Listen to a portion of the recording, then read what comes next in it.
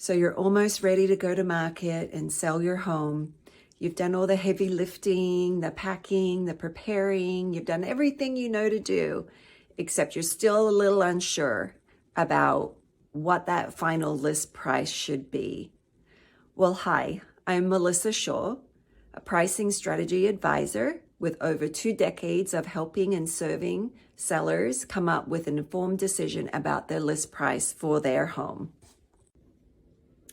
And today we're going to go over understanding a CMA, what it is, what's included, and why it's very important when considering selling your home and setting the right price.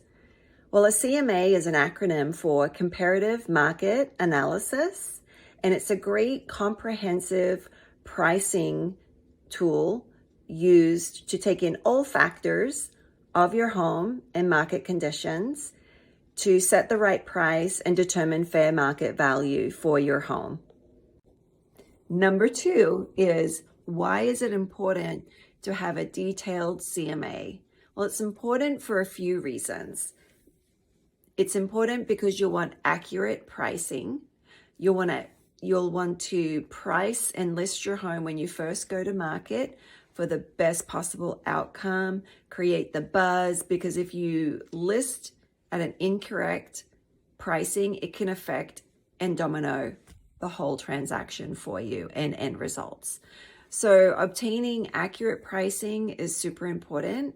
In accurate pricing, your realtors wanting to go over active comps, sold comps, pending comps, expired comps. And what I personally like to do is, in a neutral market, which we're right now, where it's pretty balanced between a buyer and seller, is heavily weigh on the active and pending sales. And this is the reason why. When you're in a balanced market, you want to see your active competition. You want to see who you're competing of. If you're to go to market today, who's my competition? What do they have that I don't have? And what do I have that they don't have? Or where are we the same? There should be a full evaluation on that, because when you're in competition with another home, other buyers are going to be weighing those same decisions up and touring those same homes that are comparable to yours. After all, what's the ultimate goal? To sell your home, right?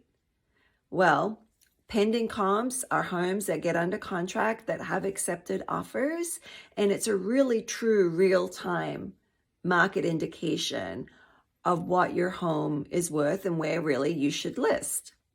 Number 3, why are CMAs so important? Well, it's a great negotiation tool. I can't tell you the amount of times that I've done and whipped up a CMA even during the process of a transaction where we get lowball offers or, pricing that's just not there. It's a great tool to show a buyer when we do get an offer where we're sitting at price and how appropriate the pricing is. So in negotiations, it's super important. What I also find is I don't always rely on the buyer's agent to do that. They may do it, but sometimes just having a second voice from another party is all that buyer needs to say, okay, I'm hearing it from you, I'm hearing it from them, it's a fair price. And I've seen negotiations go into contract because of this. Another important piece of this is at the appraisal. You'll always want to make sure too with the appraiser that you're presenting the home in its best light and value, because you want the property to appraise. And these are all items that really solicit a smooth transaction for you as a seller that you should be advocating and be aware of for yourself. We've already touched on a little bit on what's included in a CMA. We touched on the active and pending, but what else is included is sold comparables. Sold comparables are super important as well because they give real-time data of what homes close out as. They're important because it's what appraisers use to appraise the property, but they also do take into consideration the current market. In a seller's market, from 0 to 3 months of inventory, they're going to give more weight to value. They're going to ask questions about how many offers you had. So that type of information, as far as sold comps, become very important for value, but they're just not the only factor when considering value. And then expired listings, well, expired listings, they didn't sell. And we don't want to be one of them, obviously.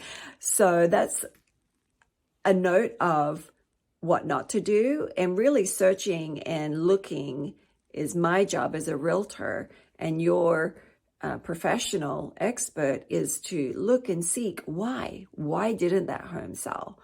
Why was it so many days on the market? Was it pictures? Was it listed too high? There could be multiple reasons why it expired and didn't sell. The other thing your CMA that's provided to you should include a property photo, price per square feet of your comparables, but then also any specific adjustments that should be made. So maybe the home down the street sold, however, it's on a busy street and you're 3 blocks in, right? So it's not a fair comparable. There should be a deduction for that home being on a busy street. It could be that your home is completely upgraded with hard surfaces and quartz counters and stainless steel high-end appliances, great view, green space behind you, and then the house down the street maybe has green space view, a new roof, but the inside completely needs to be gutted. So there needs to be some adjustments made for that. Please click the link for more information on CMAs and more hot topics in real estate.